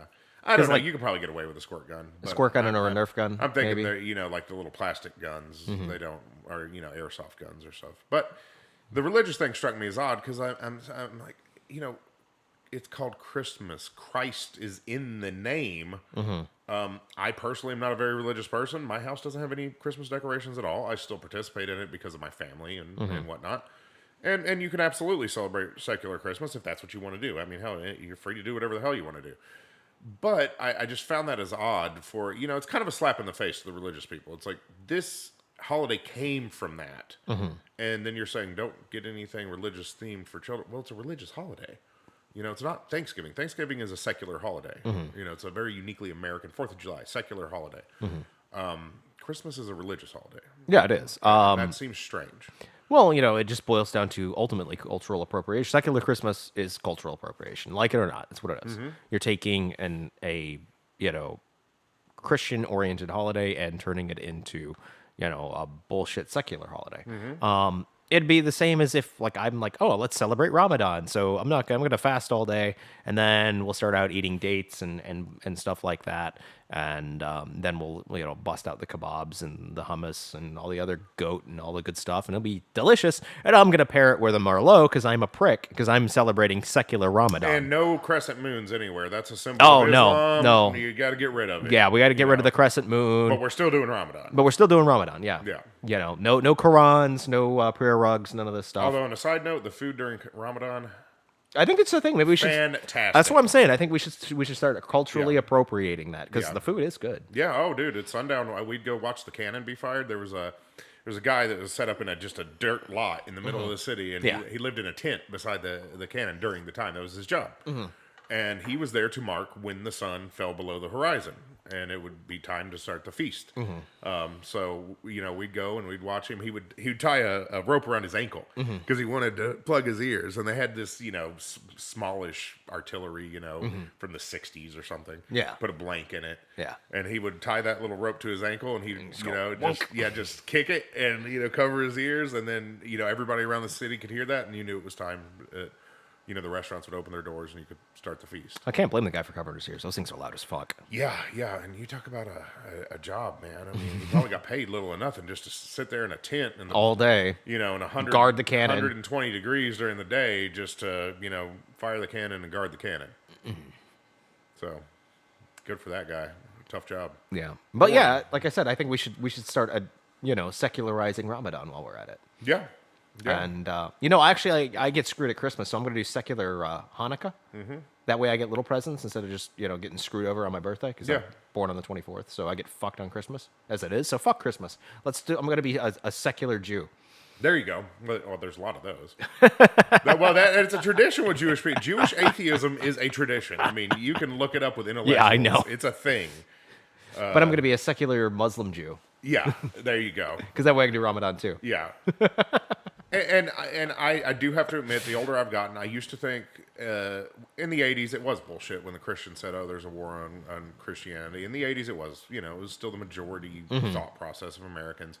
But now it's not, because I understand that I also don't like this leftist idea, going back to crappy leftism, that you must respect everybody but us. It is an essentially, it's a hatred of America and American traditions. And I used to not believe that, but I see it now. Because, yes, you should absolutely respect the Christian as much as you respect the Islam or the Judaism. But the leftists don't. The leftists will say, oh, you can't say anything bad about Islam. You can't say anything bad about Judaism. You can't say anything bad about Hindus. Fuck the Christians. Yeah, say as much bad about Christians as you want. Yeah. And and the same thing goes to, well, you can't speak bad about this immigrant. You can't speak bad about this group. You can't speak bad about that group. But just, regular American guy, go for it. Who cares about him? Yeah, fuck him. Yeah, and that's ultimately what we're getting down to, and it's this kind of bullshit mentality that we're starting to see creep in to the rest of the United States, into flyover country, and this is why it's so fucking enraging. I'm gonna kind of shift focus from cultural appropriation all the way back to what's going on in Virginia. So obviously, there's been this whole demographic shift in the major city centers in Virginia, and also here too. I mean, we're noticing here in Nashville. You got all these dipshits from New York, LA, Chicago, fucking pouring in and slowly changing the voting demographic and overall cultural demographic of the area. They come here because low taxes, fucking cheap real estate prices, quaint, slower paced way of life, and only to come in and change the political policies to the bullshit that they fled from. They're actually leaving that shit because it's so damn bad. Yeah. So they're leaving, fucking shithole Chicago, LA, so on, because it's a shithole. And it's getting worse and worse. So they're fleeing the policies they voted in, which, okay, I understand. Maybe you had a quote-unquote come to Jesus moment. You realize it was a bad idea. You're getting the fuck out of there because you can't vote it out because everybody's fucking sucking on the government tit. But whatever. So, ideally, you learned your lesson. You're coming here to experience freedom. Okay, if that's the case, open arms. You're welcome here. But that's not the case. They're coming in and voting in the same bullshit. Fucking changing the slow pace of life to a much faster pace of life, just fucking basically coming in and wrecking it, for lack of a better term. And that's what they've done in Virginia. Obviously, I mean, you have a little bit more knowledge on the whole policy or the demographic shift. Yeah. There was apparently there was a group that of leftists that hung a banner on an overpass, basically saying we replaced your demographic and now we've turned the state blue. I can't remember the wording of it. Something to that effect. Yeah, I mean, it was much simpler than that. But simultaneously you hear from the left that this is some weird white nationalist talking point of demographic replacement, because unfortunately it gets muddied in that. Whereas these white nationalists talk about white people are getting replaced. It has nothing to do with race. What it has to do with is demographic overall. And immigration plays a huge role. Like we were discussing, it's not just immigration from overseas, it's immigration within the country, like you were saying. Yeah. Internal immigration. Yes. And that is what they're doing. They're fleeing these places that are entrenched liberal places. So them fleeing there is it's not going to change the liberal place back to red or what have you. Unless we start fucking fleeing. Unless we start which going maybe there. we have to start doing. Maybe. No, and that may happen. But right now that's not. And then they move into these other places and once again just change their way of life and say, oh, no, you're doing it our way now because now we're ruling you through numbers. Mm-hmm. Hey, that's more Hunger Games bullshit. Yeah. And they basically admitted to it in Virginia. These leftist groups admitted that, it was our immigration from other states, from the D.C. Beltway, from other countries. They said a lot of it had to do with Indians moving there. And they said, yeah, we that's how we did it. Yeah. And we didn't do it because we had better ideas and because we changed people's minds and because we wanted to make the place better. We just brought in our people. Yeah. And overpowered your voters. So you have the people that have been living there for perhaps generations, completely disenfranchised by people who just showed up on the doorstep. Well, and the thing is, too, if you actually look at it at a county-by-county basis, they basically just crammed the fuck into all the little blue city center areas. Mm-hmm. And the funny thing is, the city counties are so fucking rinky-dink. Mm-hmm. They're fucking rinky-dink as fuck. Mm-hmm. And then you got these big swaths of everywhere else, and the rest of the damn state fucking red as can be. And everybody that's, lived, from Virginia, living, generally outside the cities, commuting in for work and all this shit, they voted to just kind of continue life as normal. But no, God fucking forbid. So the governor, obviously new blue guy, is like, oh yeah, we're going to pass this ridiculous gun shit. And they've done it. And a lot of the sheriff's departments, like most of the surrounding counties, have been like, yeah, you know what? You guys, how you do that sanctuary city shit with illegals? Yeah, we're doing that with guns. Fuck you. We're not following the rules. One sheriff going as far as saying, if I have to, I'll fucking deputize, basically, I'm paraphrasing, but I'm going to deputize fucking everybody, to say, fuck you. They're going to be exempt from it because they're going to be deputies. Yeah. And then the governor's like, okay, well, let's propose this bill. I'm going to pull in the National Guard and, basically unilaterally, by power of, executive action, remove you from your post as sheriff or mayor or city council of whatever these towns are. Well, I'm just going to fucking strip you of your fucking political power because I'm a fucking dictator now. No, this is the dystopian part of this is why even our form of democracy is flawed, is because you can just do this with direct democracy. You can just put as many people as you want in there that agree with you, and you will win. And then the old people who may have been there for generations living a certain way, well, fuck you, your time's over. Sorry, you're done. Is that really any different than, say, what the white settlers did in America to the Native Americans? No, it's not. Because people don't understand that a lot of Native Americans in the East, yes, they were driven off their land, but a lot of places in the West, the white people just kept coming more and more and more, and their culture just died out. It had nothing. There was no open warfare with every single tribe. Sometimes the demographic was just white people took over. They just kept moving there, and that's kind of what these people are feeling like. They're feeling like you just coming in, and changing everything that we've, had here for generations. Yeah, which is why at this point I am really advocating for amicable separation in the United States. I'm not calling for open conflict, but I would like to see either more states' autonomy to be able to live their own way and maybe break it off on the county level. I don't know, figure something out, because this is not working and this is only going to get worse. Yeah. And the problem though is it's too interconnected because it's an urban rural split, and it's not, like the first American Civil War. I say the first one because we're going to have another one. Hopefully I'm dead and gone. But you won't be, because honestly, the way this is cooking off in Virginia, it might be happening before 2020 election at this rate. And when Trump gets reelected, it's going to cause a shitstorm. People are going to lose their minds. Yeah, between what's going on in Virginia and the 2020 election, I mean, like I said, we might even see it before then. But And I'm only concerned with Virginia because it's so goddamn close. If yeah, this was happening in yeah. fucking like Washington State, I would give a rat's ass. Yeah, because As much. Washington State is way more ridiculous than Virginia, but I'm like, yeah, I don't care because It's over there. thousands of miles away. Yeah, You I don't have. know? It's not on my doorstep, but Yeah. Virginia's kind of on our doorstep. I Yeah, mean, it's not bordering us. Yeah, I it's mean, a bordering state, so we could definitely get some spillover from Yeah. that, and that's concerning. Yeah, and it's, I mean, Virginia has a large part of Appalachia, and those people are not gonna go. They're not going to along with roll this over. stuff. No. They're really not. And Good luck it's- fighting a guerrilla war in but Appalachia. The frightening thing is this isn't geographically divided. It's cities and rural, because city people depend on rural for everything. I mean, their food, their manufactured goods, their transportation. I mean, there's not a lot of trucking companies that are stationed in downtown Nashville. They tend to be 30 minutes out here and there. Maybe in Lebanon, there's some, and so they're depending on these surrounding areas for basically everything because that's where that stuff's produced. And on the flip side, you have all the rural people counting on the city for commerce because it's a place to gather for commerce. So there's a lot of interconnection there that is not so easy as to just break that interconnection. I will say rural will fare a lot better. Yeah, they have the fucking food. Because they can do for themselves. They Yeah, have that the too. manufacturing facilities. They have machine shops. They have all that way more than the city does. City has some of that, but not to the level that the rural does. But it's just a bad situation. And you've gotten an open bigotry against rural people now. You see articles written by professors. And, you won't, it's not quite openly said among politicians and those on TV yet, but you see these articles written by professors that's in academia, which means it's going to edge into the politics. Yep, give it 5 years.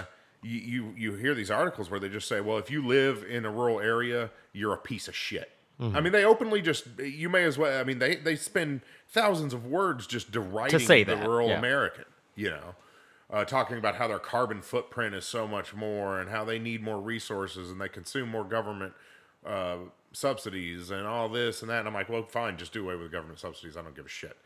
But, and just to say that basically, like, if you don't move to the city, you're a piece of shit. That's not going to fly. We still have a whole big country out there. Half of our population may be in cities, but we still have half of it that's not. Yeah. And it's just not good. Well, like you said, half the people, there's a good portion of people in Virginia that are in Appalachia. Good luck with Richmond trying to fucking fuck around in Appalachia. Good luck with that shit. I'd love to see how that works out for you. perfect. Call in the National Guard, even if they follow orders 100% to the letter and do exactly as the governor dictator fucking mandates. Good luck with that shit. Yeah. Good fucking luck. You're gonna have to fucking carpet bomb the whole goddamn Appalachian Trail. You're gonna have to do a massacre. Yeah, pretty much. You're going to have to commit genocide. And guess what? Then, I'm going to encourage a war crimes, I'm going to, basically rally for that, charge you with war crimes. Because that's what you're going to have to do to win that. The government's gonna have to stand down on this one. Yeah, it's going to be like fucking, what was it that happened out west? The ranchers. Ranchers. Yeah. Fucking, not Ruby Ridge. That's where they got, they went the other way around. Brain's fucking... Bundy Ranch, yeah, that's what it was. So yeah, it's gonna be like Bundy Ranch, where the government's gonna be like, okay, sorry, we fucked up, and they're gonna back down, and then it's gonna go through the courts, and guess what? You're gonna lose. Yeah, you're gonna have to, because it's just gonna get out of control, and nobody wants to see this. But at the same time, Not advocating for the violence. politics is not the cause of this. The culture is. Yeah. I heard. It's funny we talked about this. Speaking of Virginia, because I heard two people at work that I work with talking about Bristol. Because isn't Bristol half in Virginia and half in Tennessee, I believe? Yeah, I think so. And they were just saying, I was like, what's wrong with Bristol? They're just sitting there writing it down. They're like, it's just nothing but meth and AIDS there. And I'm like, you live in Nashville, which is one of the 25 most dangerous cities in the country. You can look out of the window of our restaurant and see homeless men sleeping in the street. There's murders all the time. And you guys are in like a fine dining establishment too. So and this is between the convention center and a luxury hotel. You see this stuff. You see homeless men sleeping. hey, that's in kind the of street. like Liberal City. Hey, Yeah. wait, that's what Nashville is now. And Fuck. yet these two people are from Tennessee. These are not outsiders. They are from here. And they say they're sitting there deriding everybody who lives in Bristol like they're some yokel rednecks. And I'm like, you live in a shithole. Nashville is not great on crime statistics, and trust me, there's way more drugs in Nashville than there is in Bristol. Oh yeah. You know. Granted, there's probably a lot of meth being made in Bristol because Oh, that's I'm where not meth's made. It's made in the country these days. I'm not arguing that. Yeah. But what I'm saying is their insane attitude that they've gotten from TV, from CNN, they don't even know it. They're so blind. It's like the Matrix. Like they'll almost fight to stay in the Matrix. Is like you are sitting here living in a crime-infested shithole. And you're going to ride down that city because they're country. That's the only reason. They say, oh, no, it's because of meth and all this. And no, it's because they're in the country. That's why. Because you are saying you're better than them. And that is the attitude that I cannot abide by. Because you're basically saying anybody who does not live in these cities is a piece of shit. And these are waiters. These are not elites. Highfalutin elites, yeah. But what they're doing is they're taking their talking points from the cultural elites. And they are sitting there deriding these same people that they're the same as you. These country people are the same as you. They're just in these. Waiter is not a high end job. It's the same as a country guy working in a factory. It's an entry level job, trying to make a living. But for some reason, you're better than him. That's not good. Yeah, it's frightening. And that's the thing too is the cultural elites that have these little peons in cities. Because that's all they are to them. It's like they're really useful idiots. Yeah, they're the useful idiots. They're the ones that are going to do as they say. But truth to be told, the cultural elites don't give a rat's ass about the people in the cities either. Oh no, It's that's why the cities are crumbling. But it's this bizarre notion of if I'm part of the rich people somehow, if I work in the fine dining, if I can be around the rich people, then I'm one of them. And that's this attitude that these city people have. Yep. And it's frightening. 110%. Because then they let the elites make the decisions for them. Because they feel like, oh, if I do what they say, I'm sophisticated. I'm one of them. No, you're not. You're still just a peon. Yeah. But at least the people in the rural communities understand that they're a peon. Yeah. They don't listen to these talking points of the elite. They don't You're a peon that follows it. Right. Yeah. And does as they're told. They don't. You're a good lackey. Welcome back to the plantation, you dumb fuck. Yeah, the rural people understand we're the have-nots, they're the haves. Why should we listen to them? But the city people don't. No. And yeah, the city people's quality of life is better just because there's more to offer in a city. And I think that's another reason they think they're better than the country people. Is, I get to go out and eat at an ethnic restaurant, and I get, And I love ethnic food as much as the next guy, maybe more so. Oh yeah, I do too. Yeah. But for some reason though, they think that makes them better. It's that culturally, because they participate in these things, that they're better than the guy in Appalachia, and they're not, and it's frightening that everybody has this attitude. Yeah. So it's going to get to a point where it's a shit show. Speaking of shit shows, Hong Kong's a shit show. Yeah. It's just getting worse. There was a Japanese tourist that was going out. I think he was just giving away free coffee. And showing Japan's support for the protesters. And then, of course, the Hong Kong police, go over, ask us for his papers, and fuck with him. Which was typical Hong Kong police, fucking, brutality style that they've been doing lately. Right. Where, they're shooting little girls in the eye and shit. That's kind of what they do. So we can expect to see that kind of garbage here in American streets, too, shortly. Yeah. And until Americans realize that they're creating their own divisions by listening to these people on TV. And they think... Everybody has this thought that like Trump is created this wild, crazy new right. No, the right is more progressive than it ever was. More center left than it has ever been. Most people on the right in America support gay marriage. Most people on the right in America, are not bigots. But for even the ones on the right that don't support it, they at least tolerate it. Isn't that the thing we're supposed to always preach is tolerance? Yes. While everybody there's definitely a section of the right that's not like, yay, go gay marriage. They're like, fuck it, whatever. Yeah. They're at least complacent. Yes. I mean, what more do you want? Yeah. Does everybody have to wave a fucking rainbow flag to make you guys happy? I mean, is that what it has to be? Or can it just be, you do you, I do me, we're happy? Yeah. Oh, it's like the whole lie about transgenders are getting killed. You hear this repeated constantly.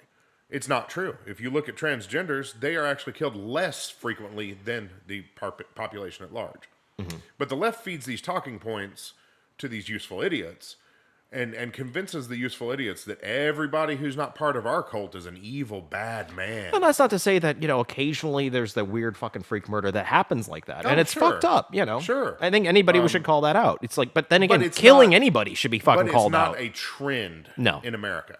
Actually, And they've convinced these people that everybody who's not in your cult is a bad, mean person. no, what is a trend amongst transgender communities is actually suicide, and that's something that needs to be brought Yeah. to a forefront Yeah. because suicide is kind of terrible. I Yeah. mean, any way you like it to look at it, I mean, suicide's kind of a permanent solution to a temporary problem. Usually, Yeah. 99% of the time, that's what it is. Speaking of which, I just, I don't know if I told you, a friend of mine that I used to work with recently committed suicide. I hadn't seen him in several years. Oh yeah. A well-known chef in Nashville. I used to work with him at the country club when he was just a prep cook.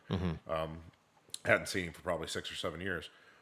Great guy, always loved him. But yeah, he just recently committed suicide. And I mean, you never know why. I mean, you try to make sense of these things because, his career was going great. He was actually, getting articles and write-ups and one of the, more well-known chefs in Nashville, opening new restaurants left and right. No, it's kind of like Anthony Bourdain. He was a successful Yeah. chef as well, Yeah, and he ended and- up offing himself. I mean, this guy was well known enough that when he killed himself, the Nashville Scene wrote an article. He was on the cover. His picture was on the cover. So, if I know nobody's watching, but if any of Larry's family is watching, my condolences. He was a great guy. But yeah, that's a big thing in America now. Suicide's increasing, but nobody cares because it's not the right people killing themselves. Well, nobody cares unless they want to make a stance against gun violence because they used a pistol or a shotgun to blow their head Right, off. Because right. then that's gun violence. But nobody cares about the rural opioid addict. Nobody nobody gives a cares rat's ass. about the white guy chef in Nashville. If there was a suicide epidemic among, recent immigrants, oh God, you'd hear it all over the news, But because it's rural people and mostly men, nobody gives a rat's ass. Oh yeah, suicide definitely disapproach. More men kill themselves than women do. Yeah. This is something Oh, by far. disproportionate. That's the word I was looking for. Yeah, by far. And that's something that nobody gives a rat's ass. Everybody's talking about the gender pay gap, this, that, and the other. You know how fucking shitty it Oh, is the to death gap of all causes. Men die way more. men are more likely to die at work. Men are more likely to commit suicide. Men are more likely to Gun work dangerous violence. jobs. Get killed via gun. Yeah, like all this shit. Go to war. Fucking die. Fucking have a shit fucking life. Die earlier. Like all this shit are men's issues, but men nobody are gives a disposable. rat's ass. Yeah, men are exactly. disposable. And So that's why nobody cares. yeah, And it does not, and it specifically affects white people more. this is true. So nobody cares, because I got to give credit to black folks. They don't kill themselves. So, I mean, the rates are very low for them, which is great. I Yeah, mean, it's good that suicide- They got something going on there. Yeah, we that's need good. we need to learn from that shit, Yeah. because with white people, it's pretty bad. Yeah. And I don't know why. I mean, because who can ever say why somebody would actually go that far? But it's a thing, and there does need to be a lot more awareness. But nobody's going to talk about it. Nobody gives a rat's ass. No. You're a white rural American male.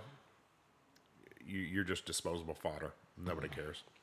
And the thing is, too, is the people in the cities that are buying into leftist propaganda also don't realize that they're fucking fodder as well. Yeah. Because that's why they don't really give a fuck about the opium epidemic with you guys. It's Yeah. why they're handing out free needles to you. They're hoping you fucking just off yourself. They don't give Yeah. a fuck. They don't actually want to support you or help Right. you address the underlying issues that caused you to be a fucking opium addict to begin with. No, fuck that shit. No, let's just give you more fucking free needles. Here's some fucking, Yeah. more shit to fucking Yeah. shit up with. Yeah. To fucking continue to destroy your life. God forbid you actually try to fucking turn you back into a happy, functioning human being. Well, and culturally, I see leftists in the city all the time talking about, they look at a heroin addict on the street, that fucking piece of shit, and you're like, well, yes, but your permissive culture is allowing this.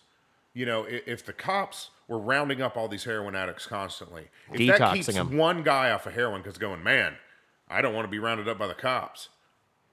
If that keeps one guy off heroin, then it's kind of worth it, isn't it? Mm-hmm. You talk about this gun violence thing, which is an actual right enumerated in the Constitution, a Yeah. God-given right, Mm-hmm. and you want to take that away, but you don't want to round up heroin addicts. Mm-hmm. It's lunatic. I mean, I don't see, like, I'm like you. I don't see any solution anytime soon. Yeah, and ultimately, America's got a broken culture right now, and I'm really hoping for a hard reset where we can rebuild and create a better society moving forward, where people have rights, freedoms, liberties, and also just a society that's good to each other, Yeah. and good to itself. Yeah. That's all. I think that's all anybody really wants. Yeah. I mean, is that too much to ask for? Is it too much to ask that we're good to each other and we live in a peaceful society where maybe I don't feel I have to carry a gun with me every fucking day. That'd be kind of nice, Yeah. Well, and also, it's not about winning, guys. It's not about your ideas winning over my ideas. That's politics, and that's fine. But when we're interacting in the culture, that has spilled over into the culture. Yeah, that's all the culture is And nowadays. it's not about winning or losing, guys. It's, even Bill Maher went on a rant talking about, how this is going to explode if we keep going this way. Like he said, he was, I think we discussed this. And he's been a problem with it Yeah, to begin I with. mean, And now I he's like, disagree. whoa, I'm going a little too and far. he even admitted that Yeah. he's like, I've been part of the problem. But, when these articles that are like how to own your family, I think we talked about this around Thanksgiving. We did. But it's just, yeah, that's a terrible, your politics mean more than your brother, than your mother, than your sister. That's fucked up. And that's where we're at. Mm-hmm. And, the right and the left are both guilty of that one. Yeah, they are. Although I will say the left is more, which is why we pick on the left more. Is there more guilty of it? Well, because they're more the left views vitriol with it. Views right-wing people as bad people. The right wing doesn't view leftists as bad people. Just misguided. We just view them as misguided, uninformed, what have you. But we don't view them as bad, evil people. No. But they view right-wingers as bad, evil people. And with the continuous, push of everybody that's center or center right, because let's face it, you can't even be center anymore without being fucking the bad guy. Well, and that's how you're going to create the new Nazi party. I was going to say, the more anger and hatred and vitriol that the left continues to spew in the United States when it comes to this thing against anybody center or right, this is how you're going to start, because we're only going to take it for so long. I hate to tell you, but you're only going to fucking push it so damn far. And eventually it's going to be like, oh, you want to be fucking play this game? Because this is what they didn't realize. Is, okay, they've been playing dirty politics for a long time. Oh, yeah, for years. And, the right just fucking bends over and fucking takes it up the ass. No reach around required. Well, you know what? Eventually, you got Trump. I mean, guess what? He's not, letting you just shove it up his ass. He's, fucking you back the same way with the same dirty politics. And it's what's insane is they don't understand. It's not Trump creating this. No, you created Trump. Yeah. Exactly. It's you created this guy. It's like the young kids with the alt-right. The alt-right didn't create itself. You created the alt-right. Because of it. You looked at young rural white kids who have nothing going on in their lives and you called them a piece of shit. You said they were worthless. And you said they were worthless because they're white. You told them they had white privilege. You're worthless because you're a male. What are they going to do? They're going to latch onto the white male identity and form a new Nazi party. And it's the same thing that happened in the black communities in the 70s and 80s Yes. with the demonization of, what was it, super predators, fucking Hillary Clinton coming out with Yeah. that. You totally And every time disenfranchised the black community so much so, and the black family unit, you tore it apart. Yeah. With the various things that the left had done at that point, destroyed the black family, Yeah. fucking destroyed. Yeah, the woman got penalized for having a man living in the home, so she kicked the man So out. yeah, exactly. So fuck that noise. And you destroyed it. You fucking created the inner city gang violence that you see a lot in places like Chicago. Yeah, because I was alive to see it happening in the 80s, because, I mean, it was already well underway. But in the 80s, every time you turned on the TV, it was something negative about a young black man. Yeah. Always something negative about a young black man. And what was it? It was a self-fulfilling prophecy, just like it is with the young white people in the opioid epidemics right now. Yeah. And it was just ride down the young black man. Don't build him up. Ride him down. Tell him, talking about how bad It's they the are. same thing they did in the 80s with And young black men and now crack. we have gangs in every city. It used to be just gangs in L.A., New York, whatever. Yeah. Now it's in every city. Yep. And all these young black men had nowhere to turn. Where were they going to turn? Everybody told them they were a piece of garbage. Yep. So they turned to each other.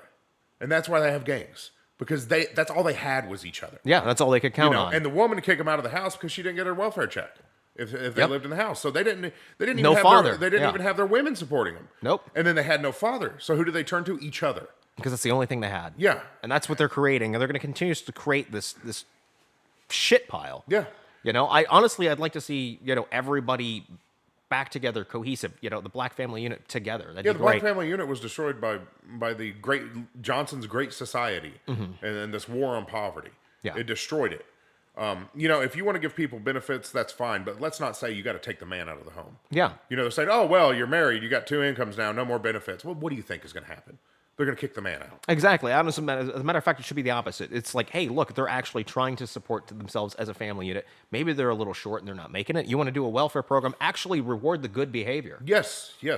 Try to build them up. Let's get to a hand up, not a hand out, for fuck's sake. Yeah, incentivize good behavior, And there's been very few, but there's been societies who have done that before, and it tends to work very well. It tends to work. Actually, a lot of these fucking European social with are not really socialist because most of them are. Like, even fucking Norway's not socialist. Like fucking prime minister came out and said as much. But these places like this, they'll actually incentivize proper things like that. It's like, oh, you guys are a family. Okay, you're struggling a little bit. Well, here's the help. You Yeah, know, yeah. they'll actually do that. The Soviet Union did it. The Soviet Union When did. they realized that, because they started out trying to say, oh, marriage is a done institution and not having fathers in the home, they realized that was a wreck. Hell, even the commies realized that. Yeah. But then they started incentivizing, well, if you're a cohesive family unit, we're going to reward you for that. Because it is a guaranteed fact that or statistical fact rather, that if you look at children that are raised as in a family unit of some sort, and I'm not even saying it has to be a traditional family unit, for fuck's sake, it could be two gay guys, two lesbian, whatever, fuck, doesn't matter. But if they've got that combined two-parent household, they have that full support. Yeah. And it helps form them into a better citizen, a better person. Because they have that support there. Oh, I heard that statistic of, it's like, what's the biggest privilege in America? Things that you're born with that's out of your control. Two-parent household. Two-parent households is the biggest income changer in America. Yep. You hear about all this white privilege or this race or that race, which is just more dividing bullshit. The one thing was two-parent household. Yep. Has better incomes for children than anything. And better economic outlook and prosperous future for the children involved. And isn't that what we all fucking want? Yeah. We all just want our fucking kids to do better than us. Yeah. I think that's what every person out there fucking wants. But no, we got to fucking, shit on the fucking entire system and the entire process. It's humans Fucking are ridiculous. are like a wolf pack. We always have to have somebody to shit on. It's true, like the wolf pack always has the omega who they always pick on. They don't ever kill him. But they'll bite him and pick on him and nip at his tail, and it unites the rest of the pack to pick on him. Well, we're shitty like that too. It's just who we pick on seems to be on a rotational basis. Yeah. And how about we just fucking stop? Yeah, yeah, and that's where we make all these divisions. Let's make the green spaceman is the guy we need to go after, guys. Let's make that the pick on person. Honestly, if we had some sort of alien invasion, you'd see humanity straighten right the fuck up. Yeah. We'd all be friends again. Yep. Because we'd be fighting the alien. You're damn right. Yeah, it's ridiculous. Well, you saw kind of a quasi version of that during 9/11. There for 30 seconds, America's like, "Yay, America!" And then, fuck it. Yeah. Yeah. At the end of the day, we're all just trying to get through this life, and like you said, is it too much to ask? Just to live a good life, live in freedom and liberty, and just be better. We need less tolerance and more tolerance. We need more tolerance of other people's ideas and less tolerance of bad behavior. Yeah. And we've grown to where we become not tolerant of ideas, but more tolerant of bad behavior. Yeah. And that's just completely backwards, and it's going to ruin us. So, if you know of a place where we can set up a utopia where people can live in freedom and just be good to each other and just live like a fucking human being, let us know. We'd definitely like to start our own country, colony, province, whatever the fuck, and get the fuck out of this shit. Because this is going fucking nowhere. We need enough like-minded people to get together and make this fucking happen. So if you guys know of anybody out there, or any place out there where this could happen, let us know. And on that positive note, you guys have yourselves a Merry Christmas, Happy Hanukkah, Happy Holiday Season, and a great New Year. I know I will. Have a good one. Have a good one. A little fire.